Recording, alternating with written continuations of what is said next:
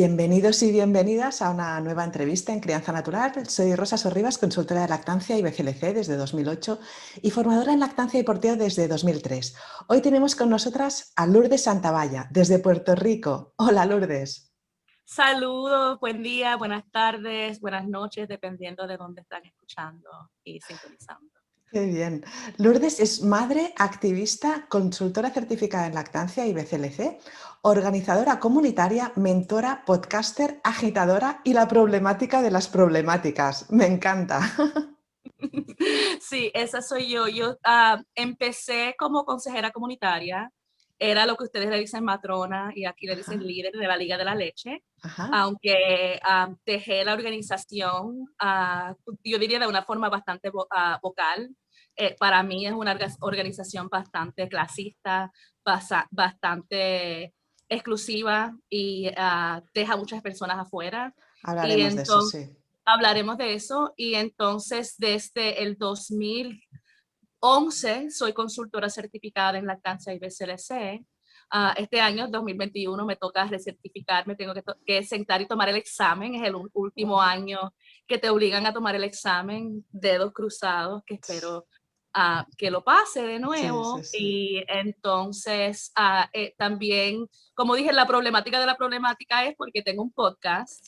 Yo Sí, soy una persona, como dije, como mencionaste, que soy agitadora y siempre he cuestionado la raíz, la exclusión, la opresión, de la manera que no incluimos a las comunidades, que elevamos a personas que tienen ciertos grados universitarios o títulos sin reconocer que hay mucho expertise sí, dentro de nuestras propias comunidades. Y sí. entendía por ahí que las voces me llamaban problemática y decidí, pues que sí, soy problemática y a Pues mucha muy bien, honra. muy bien. Ajá. Antes de esto, tiremos más atrás. Cuéntanos cómo empezaste. ¿Tú ya de pequeña ya querías ser así? ¿Ya querías dedicar a lo que es cuidar de la maternidad y a estos temas? ¿O hacías otras cosas? ¿O tú te Bueno, veías de otra manera?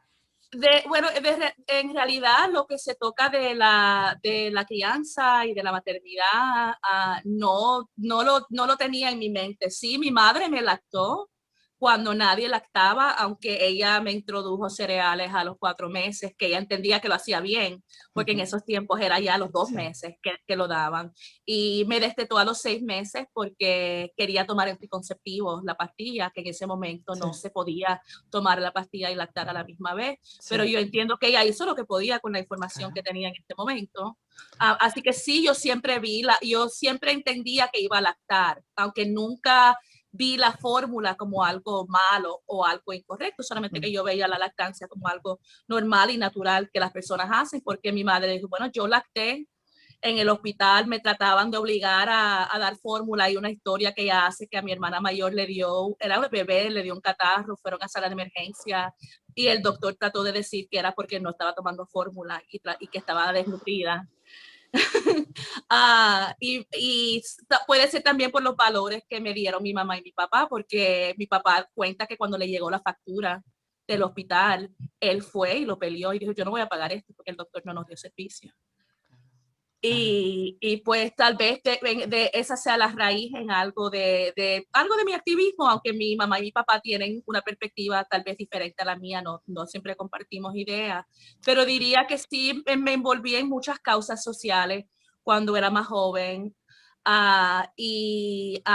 Trabajé un tiempo en lo que es el campo de violencia doméstica como intercesora a favor de los derechos, y yo siempre entendía que la violencia doméstica no existía en un vacío, en una sociedad que desvalora a las personas negras, a las personas pobres, a las personas trans, a las personas de comunidades en desventaja.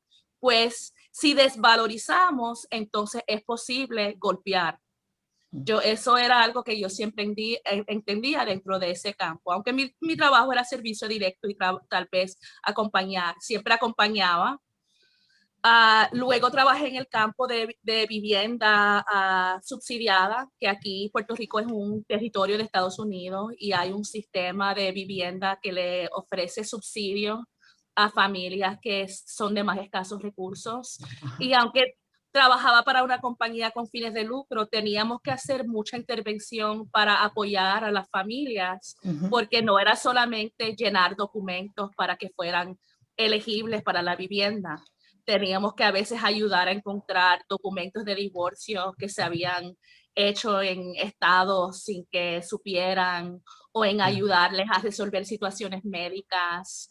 Así que también había un elemento de justicia social. Y entonces, cuando me preñé, no uso la palabra embarazo porque siento que la gestación no es embarazoso. Que entonces fue que mi hermana, que era dula y en ese momento era aprendiz de partera, realmente fue la persona que me introdujo a este mundo. Ella también era líder de la Liga de la Leche. Ella no me empujó en esa dirección.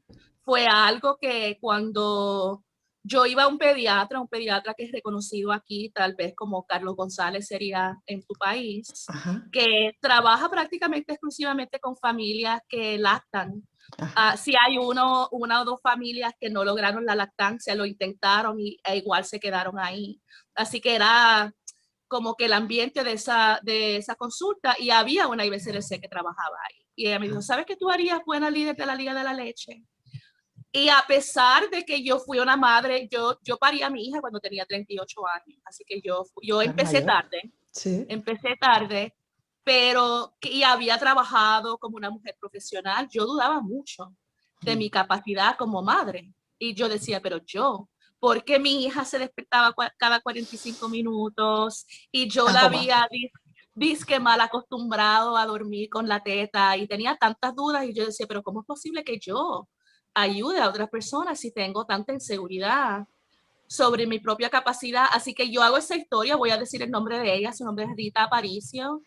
Puede ser que ella tenga, el nombre suene entre personas que escuchan o ven tu programa, porque ella es la fundadora de Dula Caribe, y ella ha capacitado a muchas dulas a través de Latinoamérica y Puerto Rico, y puede ser que en España también, no estoy segura. Pero ella fue la que prendió esa chispa.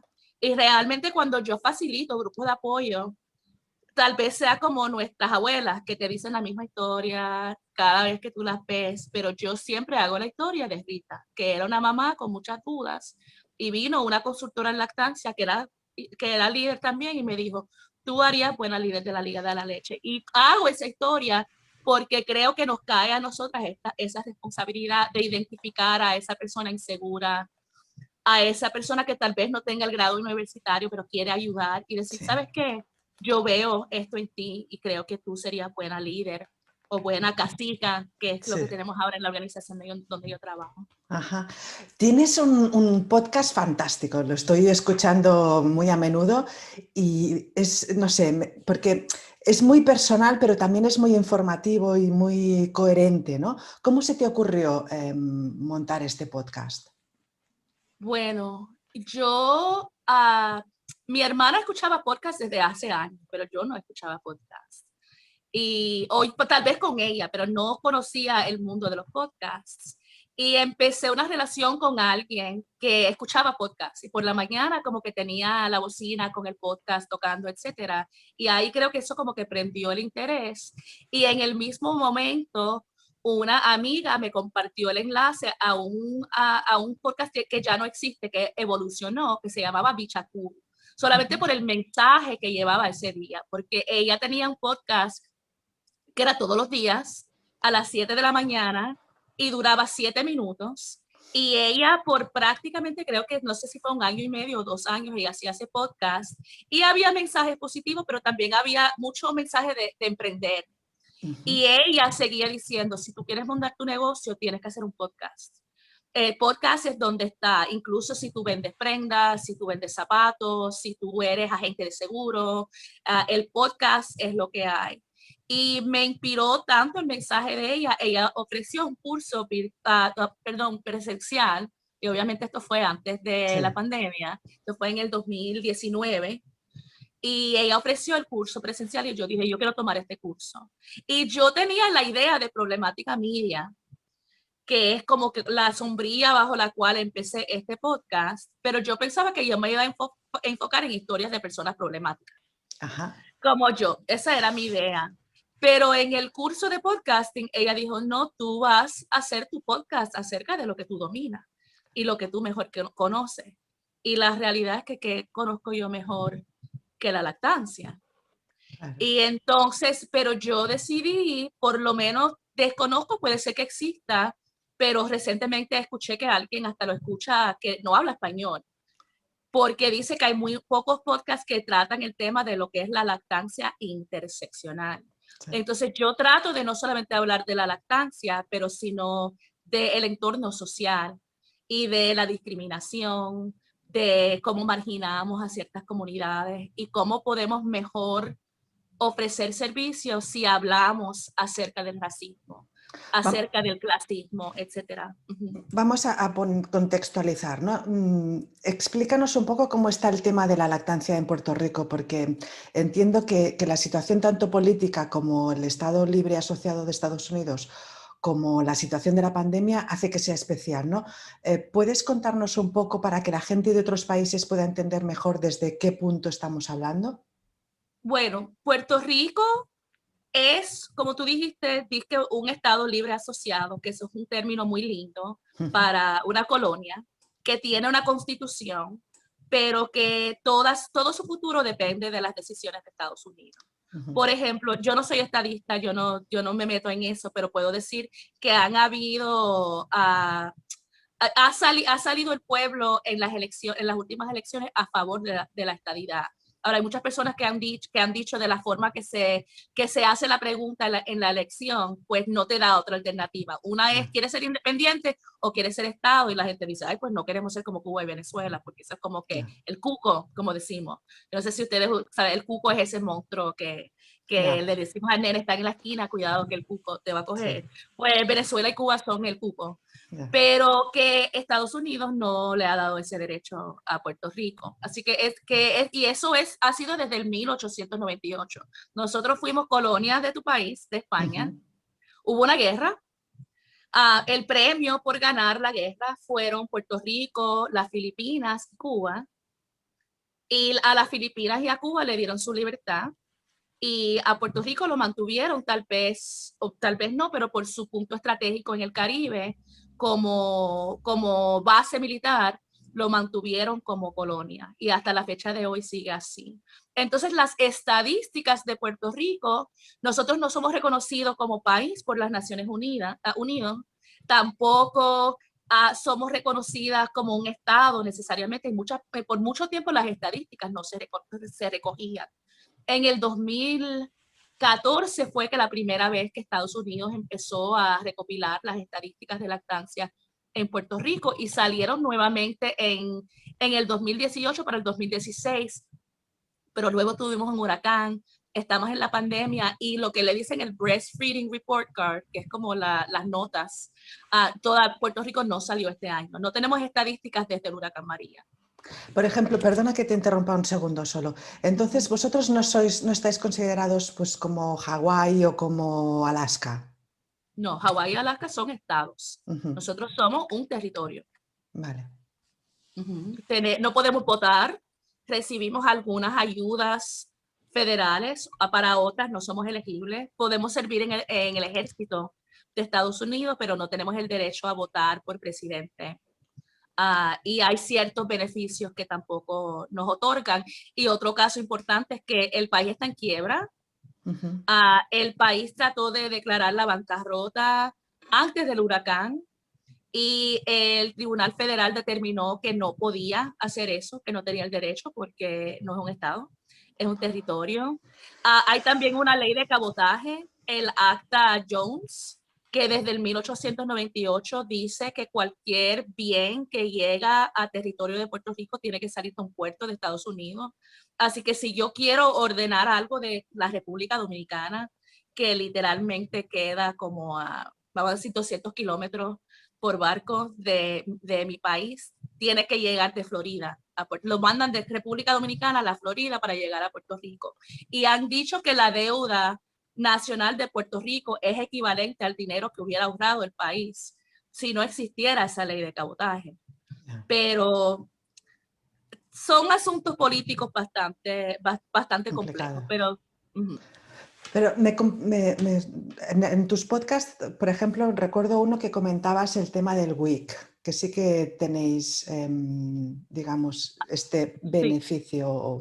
¿Puedes ok. explicarnos un poco qué es? Sí, el WIC es un programa que creo que empezó en los años 60 en Estados Unidos.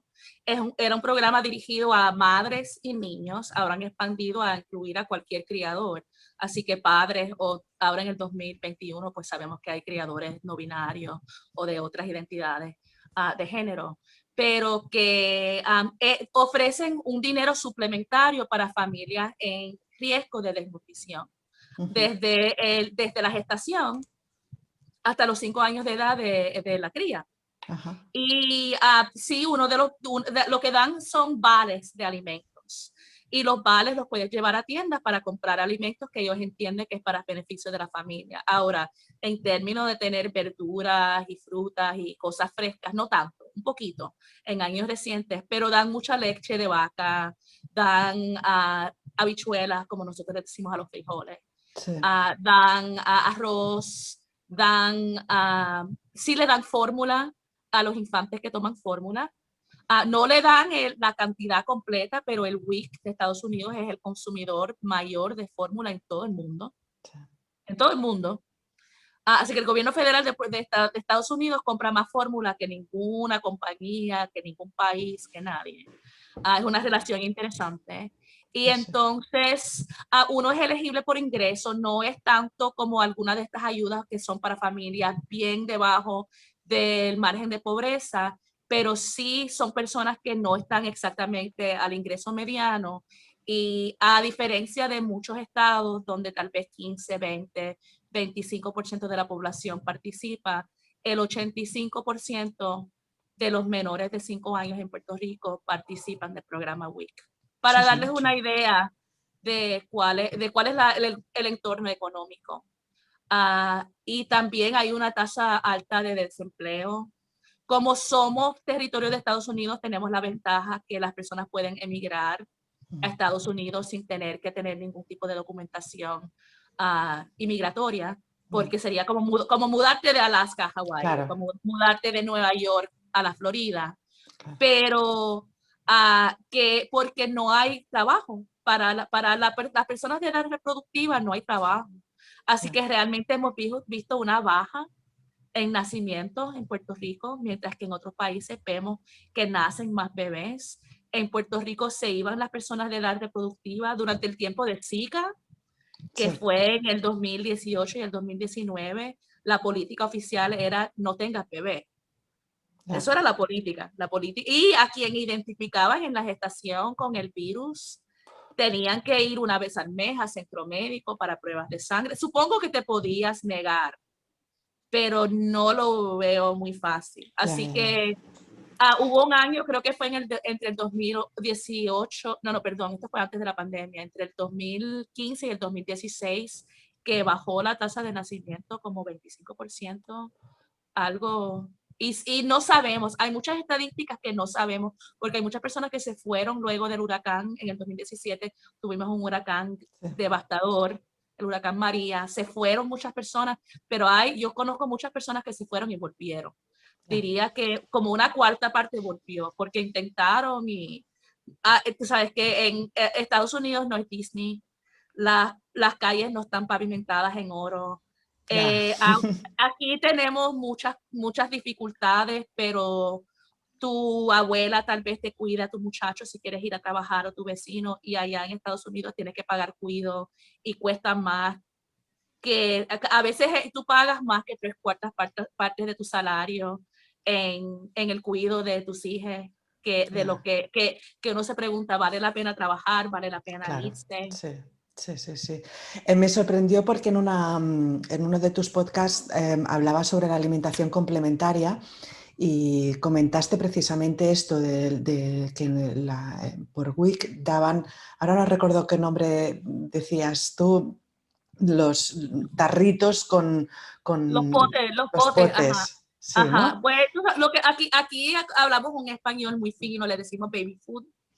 ¿Ok? Así que los frasquitos de baby food, que son purés o Sí, papilla, como tú le quieres decir, sí, sí. los alimentos procesados, y empiezan desde los 6 meses. Ahora, cuando yo participaba del WIC, a los 4 meses empezaron a darme cereal de bebé. Por lo menos eso ha mejorado y se han conformado más a las guías internacionales, pero sí a los 6 meses te empiezan a dar los potes de comida. Y como a veces son tiendas pequeñas, hay personas que hacen negocio con el dueño, a ver si, mira, me pueden cambiar esto por lo otro. Yo me acuerdo con el cereal, yo no lo comía, con mi hija yo se lo donaba a un albergue para mujeres maltratadas, violencia doméstica, el trabajo antes, pero con mi hijo yo dije, pero es que esos niños no merecen comer eso tampoco. Claro. Así que yo al WIC le dije, nosotros no comemos eso. Y lo que hicieron fue que me hicieron participante, pero que se negaba ese servicio. Y yo a las personas que pueden costear eso les digo, hagan lo mismo, porque primero que no es ético, es ilegal hacer este trato con el pequeño comerciante y él se pudiera meter en lío igual que tú. Pero segundo, el WIC necesita saber, nosotros no comemos esto. Y dado que acaba de salir un reporte, esto no tú lo sabes, acaba de salir un reporte, que entiendo que fue la FDA de Estados Unidos, que es la Administración de Alimentos y Drogas, hizo un estudio y salió que por lo menos las 4 compañías mayores de procesamiento de los baby food contienen altas cantidades de metales pesados, mercurio, arsénico, no me acuerdo, cadmio creo, no me acuerdo cuál es. Plomo, exactamente. Entonces, para muchas familias, tú sabes, ahora está de moda lo que es el baby led weaning, ¿verdad? Sí. Pero hay muchas familias, primero que les da miedo ese concepto, pero el segundo es que si a mí no me dan ese pote de comida, yo no voy a poder darle de comer a mi muchacho porque es que es eso. Yo necesito esa comida. Entonces, cuando vienen y dicen, ¿cuál es la recomendación entonces si los baby foods están todos contaminados? Y dicen, ay, el mejor consejo es que hagas los alimentos en casa. Y aquí tenemos un dicho que con la boca es un mamey. ¿Sabes? Como que es bien fácil decirlo, pero si yo dependo de ese alimento y tal vez yo no tenga ese trato con el pequeño comerciante porque trabajo desde temprano hasta tarde y estos pequeños comercios cierran muchas veces a las 5 o 6 de la tarde. Y entonces yo tengo que ir al supermercado regular y ahí no me van a hacer un intercambio discreto debajo de la mesa. Pues yo necesito esos baby food y que me estén diciendo a mí, tú debes hacer alimentos hechos en casa. Sí. No es muy comprensivo, no es muy compasivo, es clasista. Sí. Entonces me gustaría pensar que lo que se supone que salga de estos reportes no sea pánico, sino que sea una motivación.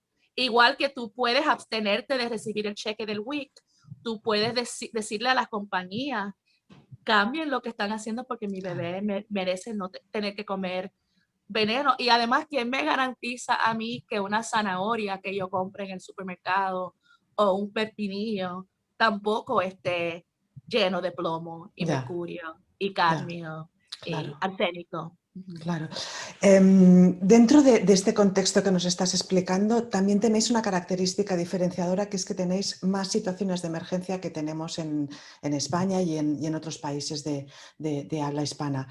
¿Qué crees que deberíamos cambiar desde aquí para poder ofreceros mejor respuesta a la situación de emergencia? Mira, un caso que escuché el otro día, creo que era Rafael Pérez Escamilla, que decía que cuando empezó la pandemia del COVID, las grandes empresas de alimentos procesados para bebés empezó una gran campaña de financiación, ¿no? De que la gente les diera dinero para comprar leche artificial para aquellas pobres madres que tenían COVID y que no podían dar el pecho a sus bebés, cuando era completamente falso. Es ver, la mujer, aunque tenga COVID-19, puede darle el pecho a su bebé, pero ya estaban manipulando esto.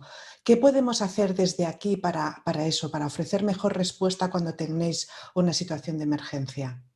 Bueno, a raíz del huracán María, sin querer, me convertí en una experta en este tema que es la alimentación infantil en emergencias. Tenía en ese momento algo de alcance y acababa de trabajar específicamente con ese tema, con un grupo colaborador y hacer unas traducciones de unas presentaciones que por primera vez escuché el término que en inglés las siglas son YCFE, Infant and Young Child Feeding in Emergencies, que me acuerdo, tuvimos el huracán María, fue devastador y yo afortunadamente no tuve daño estructural a mi casa, pero cayó un árbol gigante que literalmente los ganchos del árbol tocaban la puerta de mi casa y creo que ese árbol fue lo que es el escudo que previno los vientos. Pero cuando yo salí de mi casa, cuando ya se había calmado, ya se había pasado la tormenta, tengo un parque frente a la casa, como el 80% de los árboles se habían caído, estaba inundado como si fuera un lago. Y eso era solamente dentro de mi comunidad. Cuando fuimos a caminar, no puedo ni explicar lo que había. Y no teníamos conexión telefónica, no había internet. No, yo tuve suerte que me conectaron la luz después de 2 meses y medio. Hubo gente que estuvo 8 meses hasta un año sin electricidad, que no quiero sonar dramática o No, como no, que pero es lo que pienso hay. que soy un profeta o algo así, pero literalmente yo decía, esto es demasiada coincidencia. Y yo, si fuera Dios o el Espíritu, el universo hablándome, yo escuché el llamado y yo dije, yo entiendo lo que tengo que hacer. Y en esas semanas después empecé a organizar a personas y empezamos una organización que se llama Alimentación Segura Infantil. Y decidimos que, a diferencia, me acuerdo mucho cuando trabajaba con la Liga de la Leche, que si alguien venía a un grupo de apoyo que no lactaba de manera exclusiva y se notaba que su bebé estaba inquieto y ella miraba así y quería sacar ese biberón, pero temía y a veces con razón que la iban a juzgar si le daba un biberón a su bebé, si estaba combinando, si quería hacer una relactancia, decidimos que íbamos a hablar acerca de la fórmula. Así que en estas emergencias, lo primero que puedo decir es que no se supone que donen fórmula. La gente quiere ayudar a los bebés, ¿verdad? La gente piensa, estos pobres bebés, ¿cómo puedo ayudar? Y piensan, bebé está bien si está con su familia, y no piensan en que quiero mandar a personas capacitadas para ayudar con la lactancia. Eso sería otro problema, porque aquí en Puerto Rico tenemos personas capacitadas en lactancia y recuerdo haber escuchado de una IBCLC de la Florida que dijo, que anunció en un grupo de Facebook que iba a venir al pueblo, al lado, el pueblo que queda al lado de mi pueblo, que venía a ayudar a la alimentación infantil y ella nunca se comunicó conmigo. No es decir que tienes que comunicarte con Lourdes Santavalla si vas a trabajar con bebés en Puerto Rico, pero me sorprende Claro. que estando ahí en Vega Baja, yo viviendo en Dorado, que nunca ni tan siquiera hubo un email, no hubo nada, ningún contacto. Pero en Puerto Rico las estadísticas del 2016, que son las estadísticas que tenemos, dicen que el 26% de los infantes son lactados a exclusividad a los 6 meses. Y se consideran buenas estadísticas. ¿Pero qué quiere decir eso? Eso quiere decir que el 74% de los bebés no están siendo lactados a exclusividad. O están tomando algo de fórmula o solamente fórmula. Y es fácil decirles, mira, lo que tú tienes que hacer es empezar a lactar. Claro. Ajá, pero no, tú sabes, nuevamente con la boca es un mamey. Así que si les vas a mandar fórmulas, yo entiendo que lo ideal es que sea dirigido a través de una o dos entidades que sepan manejar la fórmula. Lo ideal es mandar fórmula líquida lista para dar en los contenedores pequeños, a pesar de que crean mucha basura, porque la fórmula líquida es estéril. Pero yo puedo decir que aquí decían ese mensaje, y yo decía, mira, también el caviar es una comida Sí. no perecedera muy rica. Y me gustaría que la gente me mande caviar, pero la gente tiene que mandar lo que es más económico. Y como aquí somos una isla, si tú pones algo líquido en un avión, eso pesa. Así que no solamente es caro lo que estás comprando, también es caro enviarlo. Así que Traerlo. si vas entonces a enviar fórmula en polvo, tienes que entonces incluir las instrucciones para el manejo más seguro. No voy a decir que el manejo seguro porque eso no existe, pero la fórmula en polvo no es un producto estéril. La Organización Mundial de la Salud, que no es la asociación de consultoras con los sobacos peludos, es una entidad seria, recomienda que la fórmula en polvo se prepare con agua recién hervida, dentro de 30 minutos de ebullición a no menos de 70 grados centígrados. para que el calor del agua, aquí estamos hablando, puede ser agua del charco frente a tu casa. Si es del charco frente a tu casa, pues por favor fíltralo y hiérvelo por más tiempo para matar patógenos. Pero aunque sea marca, el agua embotellada más cara que pudiera existir, o agua que sacas de el lavamanos de tu baño, igual tienes que hervir el agua porque el problema no es el agua. El problema es que el polvo no es estéril. Y esta es una manera de matar patógenos. Sí, También sí. es bien importante la desinfección de biberones y mamaderas. Y la desinfección se puede llevar a cabo hirviendo o con vapor, pero cuando no hay acceso a una fuente de calor, se puede hacer con cloro, lejía, Ujú. una solución de agua, serían creo que, bueno, aquí usamos galones, pero galón creo que son como 350 mililitros de agua a 15 mililitros de cloro. Una solución y entonces remojas el producto o los biberones por 2 minutos y cuando se secan aire libre quedan desinfectados. Pero cuando tú no puedes usar eso, adivina con qué vamos a alimentar a los bebés. Claro, Con vaso. claro, Y claro. mucha de esa información no se pasa. Entonces vamos a decir que yo tengo un bebé y después de aquí del huracán, para echar gasolina, las filas eran de 10 horas. Yo pienso que yo voy a ir y voy a estar 3 horas y le dejo mi bebé a mi mamá. Y Claro. mi mamá de casualidad fue a la iglesia a buscar alimentos y le dijeron, ¿quién vive en la casa? Dice, pues estoy yo, está mi hija y su esposo y está el bebé. ¿Qué fórmula toma el bebé? No, no, ella está lactando. Pero tomen esta fórmula por si acaso. Ya, ya, Entonces la fórmula está en la casa. claro. Y esos son el tipo de situación que es que literalmente la montaña fórmula la dejaban caer de helicóptero. Así que literalmente la fórmula estaba cayendo del cielo. Y hay mucha desinformación. Las hormonas de estrés pueden atrasar lo que es el flujo de la leche, la bajada, pero no la producción. Pero tú piensas que no estás produciendo, el bebé se pone inquieto, le introduce fórmula. Ya. Entonces, es este ciclo que es bien fácil perder la lactancia cuando más falta hace. Sí, sí. Cuando te pregunté de qué te gustaría hablar, me dijiste la interseccionalidad. La verdad es que tuve que ir a la Wikipedia para saber de qué estabas hablando. ¿Nos puedes explicar un poco a qué te refieres? Ok, pues el concepto de interseccionalidad fue hablado por primera vez por una señora afroamericana negra de Estados Unidos de nombre Kimberly Crenshaw.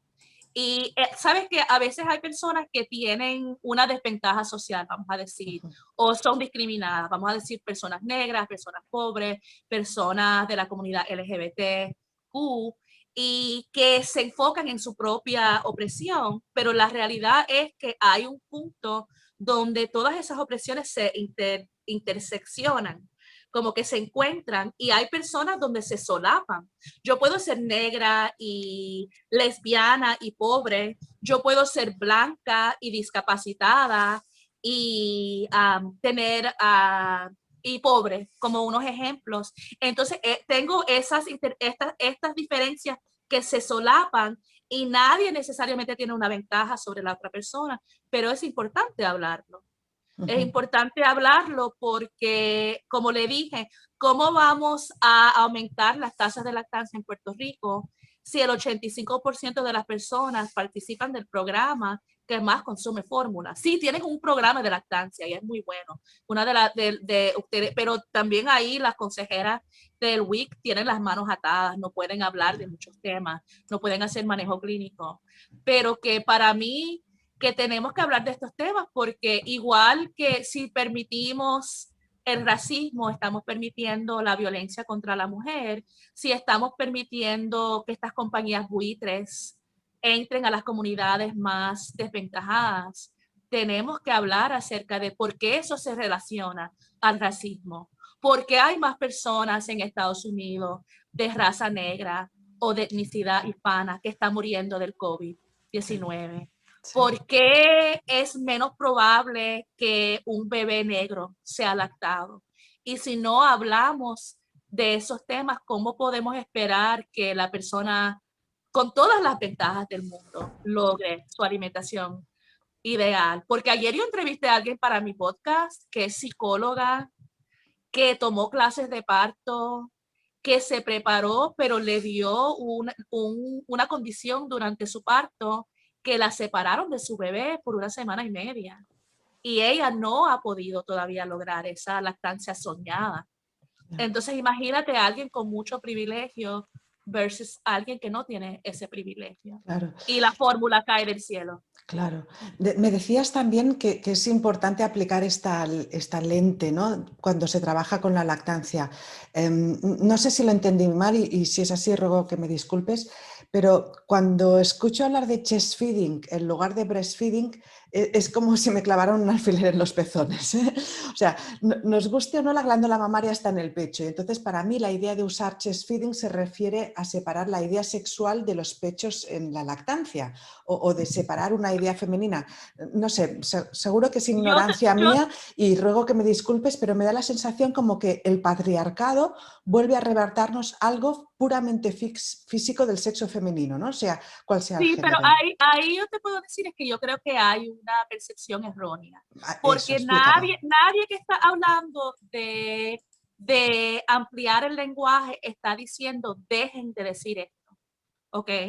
Ahora, yo sí soy una persona que entiendo que el término lactancia materna y leche materna queda en otra década, que ya estamos en el 2021 y llegó el momento de actualizarnos. ¿Y por qué? Porque si tú, a base de diferentes cosas, por ejemplo, si tú crees que la mujer y la mama y es quien lacta, pues entonces la leche de vaca es leche materna. La leche de murciélaga es leche materna. Es leche materna, sí. La leche de jirafa es leche materna. Y Sí. nosotros cuando nos referimos a esa leche, hablamos de leche bovina o leche de vaca. No hablamos de leche de vaca materna. ¿Ok? Así que si vamos a hablar de leche, la leche humana es apropiada para la especie. Y lo otro es que vivimos en un tiempo, nos guste o no, que entre los milenios hay hasta un 15% de las personas encuestadas que no se identifican con el género que se les asignó al nacer. Y Pero si de, mi lucha es, o sea, mi falta de entendimiento, supongo que es porque soy de otra época, pero es que me da la sensación como que por culpa, no es culpa, por motivos de ese 15% nos están arrebatando algo que era solo de las mujeres, que éramos solo las mujeres las que podíamos dar el pecho. Y de repente ese 15% que será allí en Estados Unidos, pero aquí no creo que sea tanto, nos, otra vez los hombres, ¿no? O sea de género o de sexo, nos están quitando algo que es nuestro. ok, pero tú acabas de escuchar que tú dijiste dar pecho. Sí. Eso es chest feeding. Tú no dijiste dar teta. ¿Cuál es la diferencia? Es lo mismo, en España dar pecho y dar teta es lo mismo. Igual acá, Sí. pero tú sabes, como que desde cuándo, como que dar pecho es lo mismo que chest feeding, pero nadie está diciendo Vale. dejen de decir breastfeeding. Tú puedes decir breastfeeding y chest feeding. Tú quieres utilizar el término que la persona prefiere. Es común, por Es ejemplo, que yo entendía chest feeding, o sea, breastfeeding como dar el pecho y chest feeding como dar el torso. Por eso igual no, estoy confundida. el chest es el pecho, ¿ok? Y la teta es la mama, o el Vale. breast es la pechuga o breast es la teta. ¿Ok?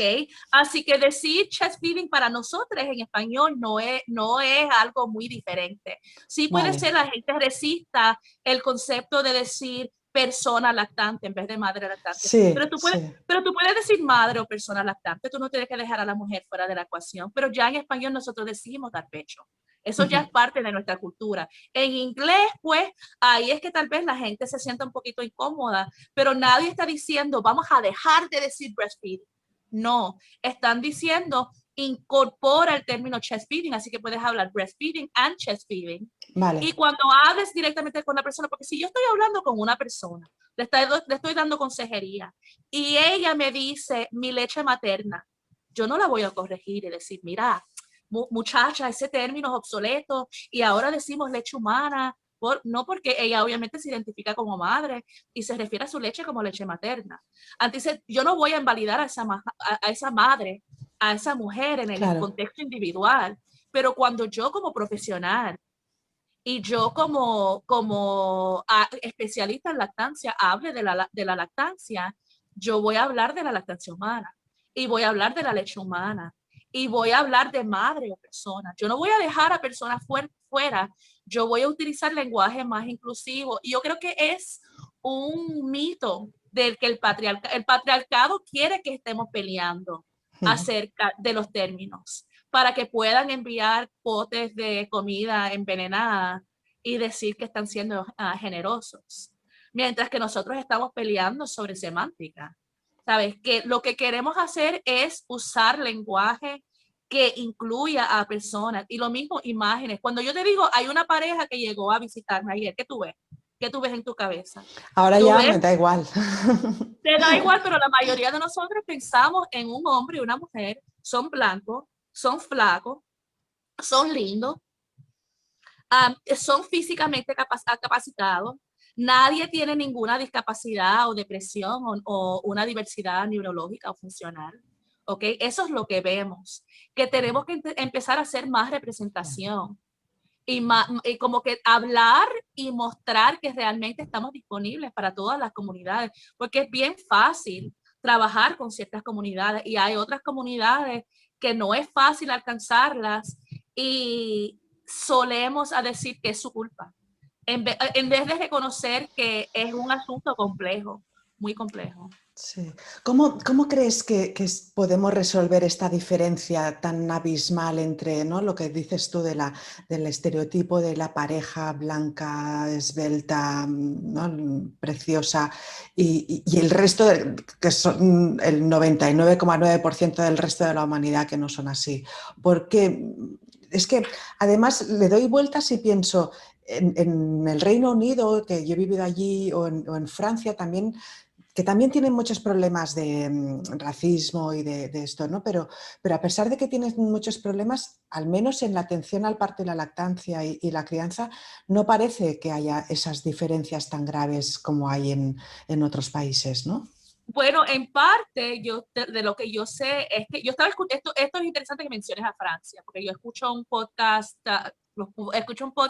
de los New York Times, que se llama New York Times Daily, y estaban hablando acerca de esta situación de las leyes en Francia y cómo tratan de, no permiten a la mujer islámica usar, ¿cómo le dicen? Bueno, cubrirse la cara en público. Aunque hubo un caso escolar donde unas niñas le prohibieron usarlo en la escuela y entonces ellas demandaron y ganaron, pero ahora están diciendo que los varones le están poniendo presión a las niñas y están tratando de pasar leyes donde eliminan, pero específicamente están hablando de la comunidad islámica. Pero lo que a mí me dejó no riéndome, pero yo dije, este podcast es muy interesante porque era una persona francesa hablando del concepto de asimilación y como la comunidad francesa quiere que todo el mundo sea francés. ¿Y sabes de lo que no hablaron en ese podcast? El hecho de que Francia colonizó a África. Yeah. Y que estas personas que se mudan a Francia son personas que fueron víctimas de la colonia de Francia y Francia que prácticamente no tiene ningún recurso que gane dinero. Francia vive de las riquezas de África hasta la fecha de hoy. El dinero que recibe Francia todavía viene de Francia. Entonces, ¿cómo vamos a hablar acerca de los derechos y la asimilación en Francia sin hablar de la colonización? Sí, sí, sí. Sí, pero Uh-huh. no deja de, o sea, que entiendo, ¿eh?, y que hay muchos problemas, muchas diferencias, incluso en el Reino Unido también, ¿no? Pero yo la convivencia o sea, viviendo en el Reino Unido no he sido consciente de de esas diferencias tan graves como lo que comentas, ¿no?, o como lo que se ve en televisión, que no es lo mismo, ¿no? Que yo en Estados Unidos he estado muchas veces, pero no he vivido allí, no conozco bien el tema, pero sí que me sorprende que en otros lugares, no sé si estamos más acostumbrados a esta diversidad o no sé cómo se podría intentar resolver, al menos en el tema que estamos comentando de la maternidad, ¿no? Bueno, yo te puedo decir, yo vivo en Puerto Rico. Estados Unidos tiene una dinámica particular Uh-huh. que es bien interesante. En Puerto Rico aquí tenemos el mito de que todos somos iguales, Yeah. ¿ok? Que todos venimos, que somos una mezcla de tres razas, que todos somos españoles, taínos y africanos. y que todos lo somos, pero hay personas que son visiblemente negras. Y Claro. yo trabajo y hago trabajo con personas que son visiblemente negras, que hablan acerca del racismo que experimentan. Y yo he escuchado de situaciones en tu país que es igual. Así que yo creo que tal vez sea algo más parecido, que tenemos este mito de Sí, que todos somos aquí hay mucho.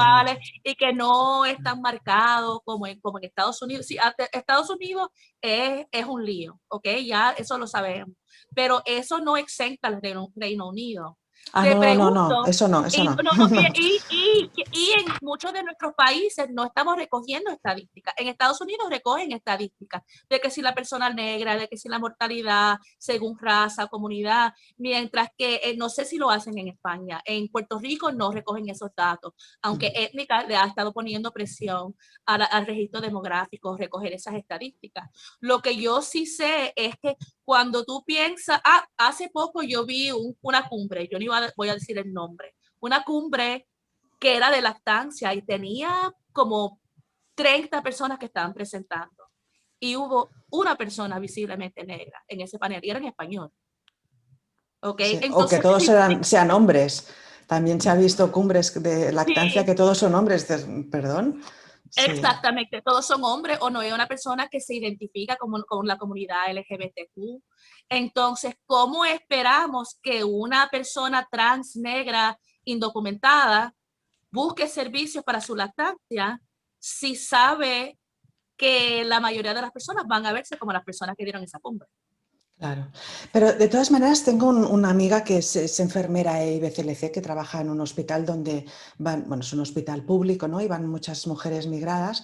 Y ella me explica que los niveles de lactancia, a pesar de ser IBCLC, ¿no? Y de dar apoyo en el posparto inmediato y tal, ella me dice que los niveles de lactancia son bajísimos, ¿no? Porque da la sensación para esta gente que una vez han llegado aquí, pues ya no hace falta que den el pecho, ¿vale? Y ella está desesperada, sobre todo cuando son prematuros o con dificultades. ¿Por qué crees que puede pasar esto? Que sobre todo la comunidad china, aquí en España, la comunidad china no da el pecho, nadie, aunque Eh, tenga es, es, ayuda. es la idea de que para asimilar tienes que ser como la mayoría. No, porque Es aquí la, la mayoría da el pecho. Aquí, y, al menos y al principio, la mayoría da el pecho, el noventa y también, ocho por ajá, ciento. también la idea de que la fórmula es un producto caro que tú puedes comprar, que entonces hay un estatus que tú puedes costear la fórmula. Tal vez haya tabúes en términos del cuerpo y cómo vemos un pecho chino, por ejemplo, versus cómo se ve un pecho español. La IBCLC que trabaja en ese hospital, hay IBCLC China que trabajan en los hospitales públicos No, de España. no. Entonces, porque cuando Es yo que tuve una es que no hay nadie que dé el pecho de origen chino. Entonces a pero es que nadie se le ocurre. tú no tienes que dar pecho para ser IBCLC. No, no, no, ya lo sé, ya lo sé, ya lo sé. Hay hombres, Pero pero ya que sí, pero no hay yo interés, no lo han visto nunca, no, no, es como, no sé, ¿sabes? Querer hacer algo que dar clases de navegación si nunca has visto el mar, ¿no? Es un bueno, poco pero eso. por ejemplo, sería bien lindo que yo venga a la comunidad china en España y diga, mira, vamos a dar clases de lactancia. No, tiene que haber alguien en la comunidad china que Ya, lacte. no. Alguien que sea problemática como yo. Y tal vez es encontrar a esa persona, porque lo que yo he visto en muchos modelos en Estados Unidos, o lo que estamos tratando de hacer aquí también en Puerto Rico, es sembrar la capacitación y el Vale, conocimiento dentro. adentro de la propia Claro, comunidad. Porque aquí esperando que llegara la ayuda de Estados Unidos después del huracán, murió personas. claro. Tú sabes, aquí esperando a que, tú sabes, esa IBCLC que fue a Vega Baja, yo no sé con quién ella trabajó, pero no fue con nadie puertorriqueña que yo conocía. Entonces, es importante tratar de capacitar y es que esta es una de las quejas que yo tenía de la Liga de la Leche. La Liga de la Leche parecía ser un club social de damas cívicas Sí, que querían ayudar a las madres menos afortunadas. O querían invitar a ser líderes a otras mujeres que se veían como ellas, que eran amas de casa, que eran de clase media o clase más alta, que tenían las casas limpias y tal vez tenían a una muchacha que venía una vez a la semana a limpiar la casa.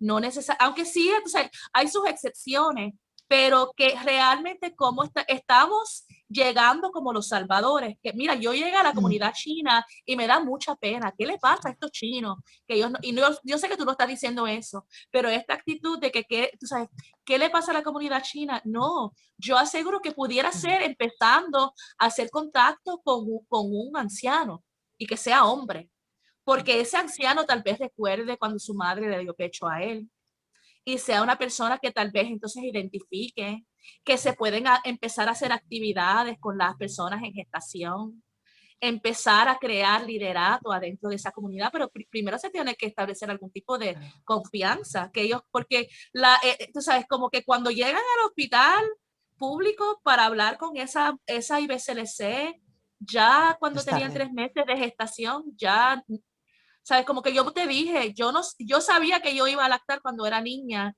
y yo no llegué a parir hasta los 38 años, porque mi madre lactó y hablábamos de la lactancia. Claro. Me sorprendió también cuando estuvimos, no sé si fue en algún podcast que te escuché o alguna vez que estuvimos hablando, la idea del clasismo de la Liga de la Leche en entornos pues como en Latinoamérica, donde hay una diferencia, que aquí cada vez hay más también, que hay una diferencia social muy separada, ¿no? Entre la gente que vive en sus urbanizaciones encerradas y bonitas y con piscina, ¿no? y la gente que no tiene esos recursos, ¿no? Entonces, me sorprendió lo que me dijiste de que las reuniones de la Liga de la Leche se hacían en las casas de las líderes, un poco para cerrar las puertas a quién quieres que entre en tu casa y quién no, ¿no? Y eso no se me había ocurrido Bueno, nunca. lo que sucede es que también tenemos que darle crédito a la fundadora de la Liga de la Leche. Sí, Ella, tú sabes, como que si tú miras las estadísticas en ese momento, prácticamente nadie lactaba. Y eran, yo creo que todas eran mujeres, amas de casa, casadas y eran católicas, que tampoco en Estados Unidos, esto fue en Chicago, Estados sí, Unidos, pero en ese momento decir teta, decir breast, era indecente, te podían hasta arrestar por decir eso. Y ellas desarrollan este término, la leche, porque había un templo, una basílica, o no sé, en sí, la Florida, que era a Nuestra Señora de la Leche y el Buen Parto. Así que era como que código. E igual que era prohibido hablar de la teta, tampoco tú podías poner como que en un tablón, mira, vamos a tener una reunión de lactancia, porque era indecente.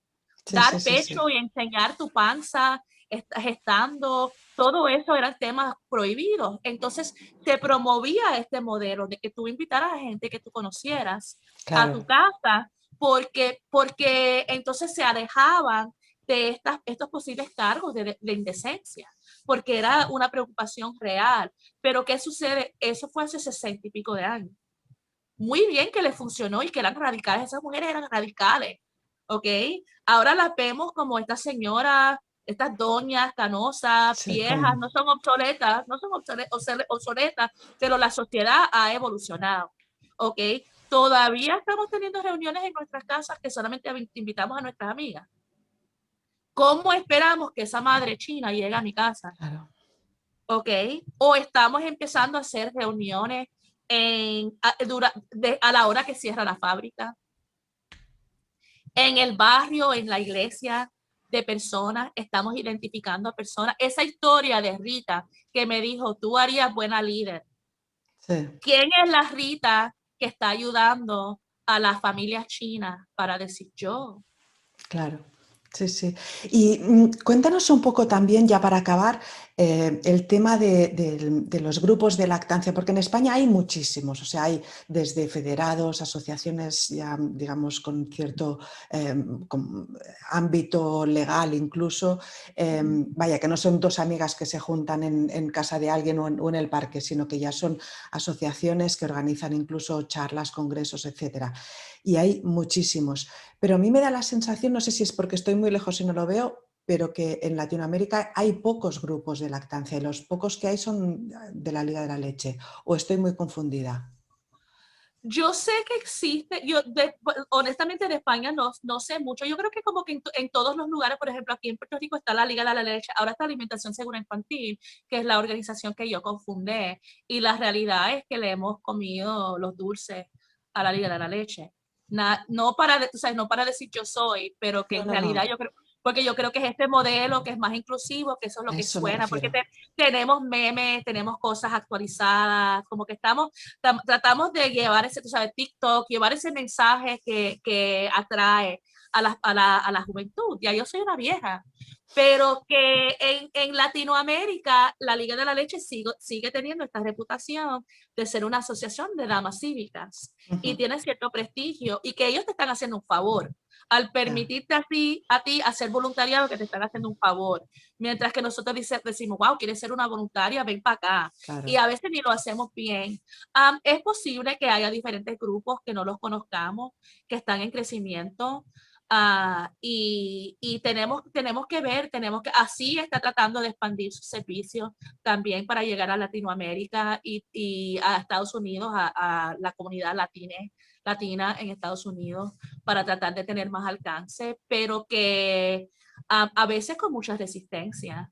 Yo conozco una mujer en New Jersey que no era líder de la Liga de la Leche, había tomado este curso de CLC y quería hacer grupos de apoyo en su comunidad, y la Liga de la Leche de New Jersey fue quien se opuso y le decía a las personas no vayan a su grupo de apoyo, y no había líderes de habla hispana, matronas como ustedes le dicen, no Ya. había. Entonces, ¿cómo vamos a ayudar a la vez que estamos invalidando o Claro. estamos saboteando el trabajo de otras personas por envidia profesional y competencia? No me parece Es que bien. además hay trabajo para todo el mundo. Es que hablaba con una amiga en Bogotá y yo le preguntaba, ¿y cómo estáis allí de temas de grupos de lactancia? Y me dice, Rosa, es que excepto alguno de la Liga de la Leche, aquí no hay nada. Dice, y la mayoría de las mujeres no pueden ir a esos barrios tan exclusivos, es que no les dejan ni entrar.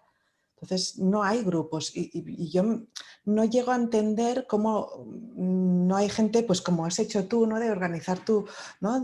Tu asociación, porque hay gente muy válida en esos países que ha hecho cosas muy interesantes y muy, muy buenas, ¿no? Entonces, ¿cómo es que no hay? ¿O es porque la gente que puede hacer eso ya no está en esos barrios? ¿O la cosa no funciona? No sé, no llego a Bueno, entenderlo.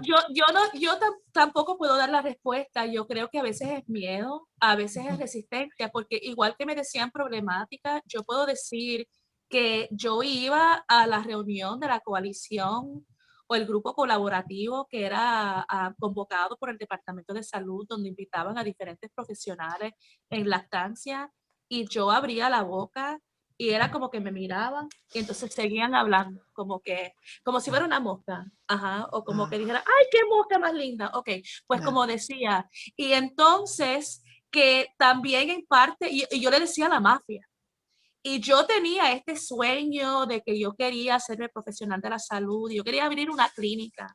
Mi idea en ese momento es que yo quería abrir una clínica con el propósito de capacitar a personas comunitarias a la vez que ofrecíamos servicios bajo costo o libre de costo. ¿Qué sucede? El huracán me dio a entender Ya, que qué clínica, tenemos que estar en los barrios y en las comunidades, pero sí, ofreciendo la misma cosa. Pero, y no es que decir que tienen que esperar que llegue el terremoto o que llegue el huracán para que lo hagan, pero que a veces necesitamos organizarnos como los salmones, sí. porque la mafia es fuerte. Tú sabes que como que quién iba a decir, quién iba a hablar en contra de esta cumbre, o como no me acuerdo cómo tú le dijiste, y decir yo soy la problemática de las problemáticas.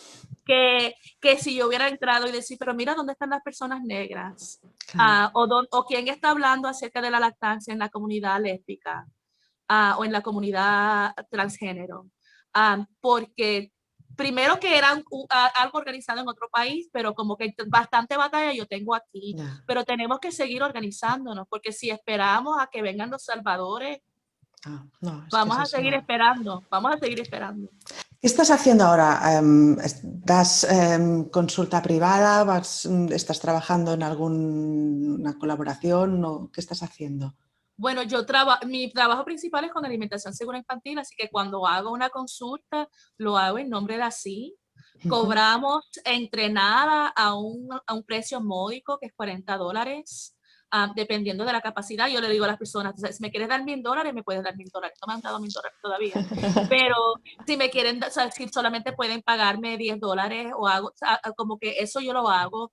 Yo también presento en conferencias, por ejemplo, me invitaron para hablar para la coalición en lactancia de California. Tengo mi podcast todavía no está generando dinero, pero ya mismo, porque tengo esta idea de cómo va a generar dinero. Así que hago conferencias y presentaciones, pues, prácticamente todo virtual. Estoy haciendo consultas presenciales porque hace falta, están naciendo los bebés de la cuarentena. Los quarantine babies están naciendo ahora mismo. Así que está subiendo nuestro trabajo. Me pongo doble mascarilla, los guantes son innecesarios, ya hemos aprendido que los guantes no hacen mucho, pero cuando hago un chequeo oral del bebé sí me pongo guantes. Llevo un relevo donde todos los adultos están de acuerdo que no han tenido síntomas o diagnósticos en los últimos 14 días. Si lo tienen en los próximos 14 días, lo van a revelar a la otra persona y que la consulta se hace de buena fe. Si yo me enfermo por culpa de la otra persona, no es culpa de la otra persona. Claro. Entonces, porque todavía, tú sabes, como que para pegar a un bebé no es muy fácil hacerlo por Zoom. Es difícil, sí. Sí, Así ya que me he sí, encontrado ya. estoy haciendo sus consultas limitadas. Nuestras promotoras de salud, que les decimos portavoces, también están haciendo ese trabajo en sus comunidades. Y yo soy dula, pero no, yo dulié un parto el año pasado y fue muy doloroso. Por la política de COVID, lo están usando para una Sí, es justificación de horrible. unas violaciones crasas, espantosas de derechos humanos. No quiero ni hablar de lo que yo vi que le hicieron a ese bebé. Es horrible, Es, es horrible. uh Te iba -huh. a decir, y ya para acabar, ¿cuáles son los problemas más habituales que os encontráis de lactancia? Lactancia en sí misma, en las consultas y todo esto. Bueno, está siempre la preocupación de baja producción y siempre tienes que determinar si es real o si es percibida. El problema de dolor. Como que hay muchas veces que se minimiza el dolor. Hay muchas personas que dicen, se supone que duela. No se supone que duela, pero también tienes que determinar, ¿es una incomodidad o es un dolor? ¿Ok? Y entonces si es un dolor, no es decir, mira, aguántalo como las mujeres, como cuando mami me peinaba los rizos me peinaba, me pegaba con el cepillo y me decía, cállate, aguántalo como las mujeres. No, aguantarlo como las mujeres no quiere decir que tienes que tolerar un dolor en los pezones. Es mirar a ver, es la boca de bebé, es como tú te lo estás pegando, necesitas otra ayuda. Así que yo diría, esos son los problemas que vemos mucho al inicio. Luego vemos cómo se baja un poquito la producción en el trabajo. Yo creo que hay poca atención a lo que es la extracción. Hay muy pocas personas que son expertas en lo que es utilizar las bombas de extracción, que si la copa tiene el tamaño adecuado, de que, tú sabes, como Sí. que, porque como tenemos esta cultura de que amamantar y tener al bebé pegado al pecho es lo más lindo y que si tú trabajas no eres suficiente madre, eso viene de la Liga de la Leche. Porque eso es uno de los conceptos que sale de ahí. Sí. Que entonces no, tú sabes, como que no estamos considerando. Yo enseño mucho, para mí es esencial enseñar a todo el mundo a extraerse con las manos. Porque se pudiera ir la electricidad, pero también las estadísticas indican que tú puedes rendir hasta 80% más leche si tú incorporas las manos a tu rutina de extracción con máquina. Así que es como que los problemas pueden variar. Yo a veces, a mí como me gusta también capacitar, me gusta hablar, a veces las consultas individuales empiezan a quemarte porque la mamá de hoy te hace el mismo comentario o la misma pregunta que te hizo alguien hace 12 años, cuando yo todavía era líder de la Liga de la Leche, pero ella no lo sabe. Y para ella es lo más importante que está pasando en ese momento, que por eso tenemos que seguir capacitando a personas más jóvenes también, para mantener esa vista más como que fresca y más interesada en el tema.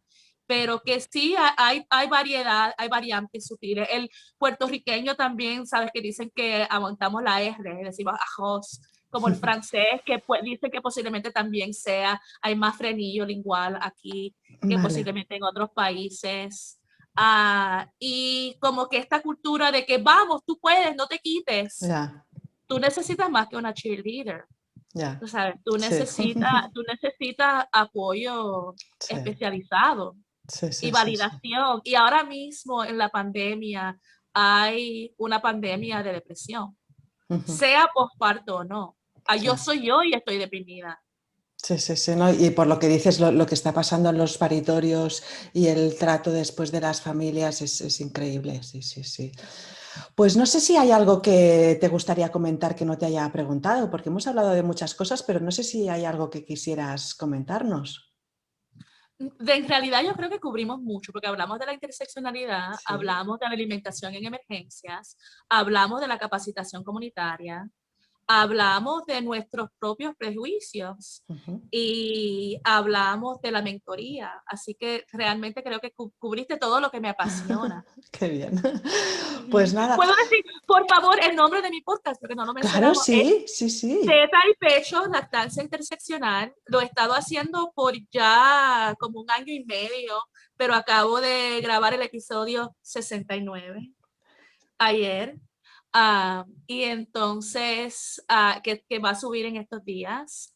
Y que escuchen el podcast o que compartan la idea, pero traten de hacer una diferencia, no solamente dentro de sus comunidades, pero como que prendan esa chispa, como hizo Rita conmigo. Sí, sí, sí. Me ha encantado esta idea que has dicho, ¿no? De prender la chispa en estas comunidades que vemos que desde fuera nosotras no podemos hacer, porque de la misma manera que decías de esta IBCLC de la Florida que fue a trabajar al pueblo de al lado, ostras, podríais haber trabajado conjuntamente y hubiera sido muchísimo más, ¿no? Esa sinergia que a mí me gusta tanto producir, ¿no? Que hubierais sido muchísimo más eficientes y todo hubiera sido muchísimo mejor, ¿no? Y hay veces que sea la soberbia, sea que pensamos que ya lo sabemos todo, pues no nos permite esa visión de que no, que cuando vamos a un sitio no sabemos nada y tenemos que fiarnos tenemos que sembrar esa semilla, ¿no? Que decías tú, y que si florece bien y si no, pues no es el momento y ya está, ¿no? Y lo otro es que yo veo a veces con personas que han estado en este trabajo por mucho tiempo, que empezamos a tenerle miedo a las personas jóvenes que están como que levantándose y a veces las están escuchando a ellas más que a nosotras. Como Ya. que el miedo de convertirnos en obsoletas. Y yo te quiero decir algo, a mí me encantaría, no es que yo quiero morirme, pero pensar de que si mañana yo estoy cruzando la calle y viene un carro y me arrolla, que así va a continuar, que Mm, otra persona va a empezar a hacer un podcast acerca de la lactancia interseccional, sí, de que las personas que capacité se van a convertir en IBCLC. Si tú eres indispensable, malamente. tú eres media mediocre. Sí. Lo que sí, ahora que has dicho esto de la gente joven, lo que sí que me he dado cuenta es que han cambiado muchas cosas en los últimos, no sé, 4, 5, 6 años, que la gente quiere, al menos aquí, quiere más, dame la respuesta ya de lo que me está pasando. No es como antes que, pues no lo sé, ¿sabes? Antes cuando no sabíamos la importancia de los frenillos, no sabíamos muy bien de qué iban las cosas y ahora no, quiero respuesta ya, ¿no? WhatsApp, respóndeme ya, o Facebook, o Twitter, o lo que sea, quiero ya la respuesta y la solución. Eso Y, sí, yo tuve que cambiar todas las configuraciones de mi WhatsApp para que no salgan las dos marquitas azules, para que no sepan si le vi el mensaje o no, pues eso, para que no sepan la hora cuando me conecté, porque si no van a decir, pero es que yo vi que ella estaba conectada a la medianoche y que me leyó mi mensaje. Sí, pero adivina que yo duermo. Ya yo claro. pasé por esta etapa que los muchachos se despertaban de noche.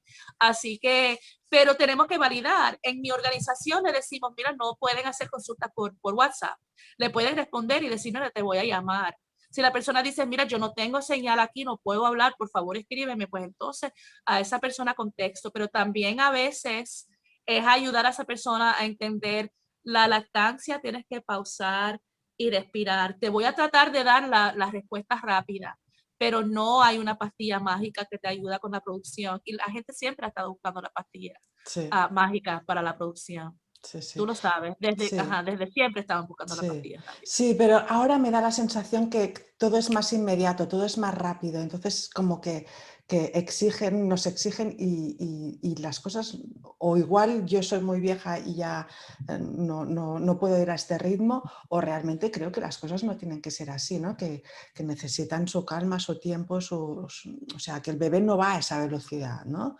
Vamos a encontrar la intersección entre la necesidad de esta gente que lo quiere rápido sí, y nosotras las veteranas que entendemos, a veces, mira, tú sabes, que al lactar a veces es sentarte en el sofá eso, y no hacer nada sí, eso. por mucho tiempo. Y la razón que tú lo toleras no es el iPhone, es la prolactina. Que no tolero la prolactina, no tolero la... No, lo que pasa es que sentarte en un sofá por 8 horas y no hacer nada, excepto dar pecho, gracias a la prolactina, que es esta hormona Claro, de sí, sí, sí, sí. que nos da, si quieres decirle maternidad o de Sí, sí, sí, sí, sí. crianza, que nos da esa paciencia. No es el hecho de Sí, que sí. tenemos un iPhone en las manos con el cual A eso voy, que a nos eso voy, podemos conectar a TikTok. eso ¿Sabes? voy, Como a que, eso voy. pero tal vez tengamos que empezar a hacer TikToks acerca de la prolactina. Sí, sí, sí, sí, sí. Tendremos que eso, ¿no? Que lo que tú dices, buscar el canal para poder llegar a esta gente.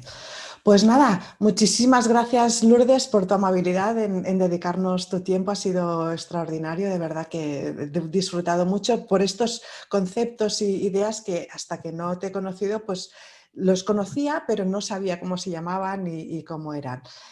Muchas gracias también a todas y a todos por asistir o vernos en directo, o todes tendría que decir, ¿no? Y recordad pues eso, que podéis escuchar a Lourdes en su podcast de Teta y Pecho, o si no, yo simplemente busco en Google Lourdes Santavalla podcast y ya me sale. La verdad es que disfrutaréis mucho porque es una mujer que sabe un montón. Y nada, y si queréis ver, pues volver a ver esta entrevista o muchas otras que tenemos, os podéis suscribir a crianzanatural.com/podcasts.asp y ya sabes que si estás embarazada o ya tienes niños o niñas o trabajas con ellos, no te lo puedes perder. Cada jueves tenemos una nueva entrevista y puedes visitar nuestras redes sociales para saber quiénes tendremos en la próxima semana. Pues muchas gracias, Lourdes. Gracias, Rosa, ha sido un placer. Un abrazo.